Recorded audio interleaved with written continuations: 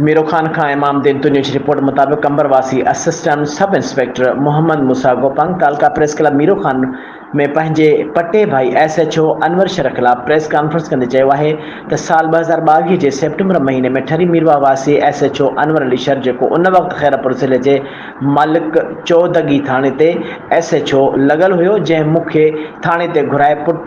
पुटनि मोहम्मद हुसैन गोपांग ऐं अहमद हुसैन गोपांग खे पुलिस में नौकरी वठी ॾियण लाइ 16 लाख रुपया तय करे 8 लाख रुपया एडवांस वरिता, जंहिंखां पोइ नौकरियूं वठी ॾियण बदिरां मुसलसल ॾटा ऐं दिलासा ॾींदो रहियो। जंहिंखां पोइ मूं पैसा वापसि करण लाइ चयो त मूंखे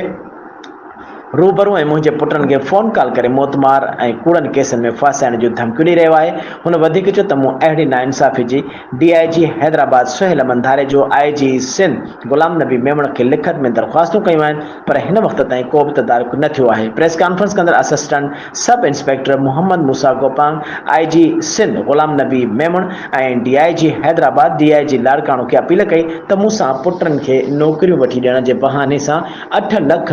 वठी फ्रॉड कंदड़ ठरी मीरवा वासी SHO अनवर शर खिलाफ़ सख़्त कार्रवाई करे मूंखे मुंहिंजा पैसा वापसि ॾियारे इंसाफ़ कयो वञे, न त ॿी सूरत में एहतजाजनि पाण खे बाहि ॾेई साड़े छॾींदुसि, जंहिंजो ज़िम्मेवार SHO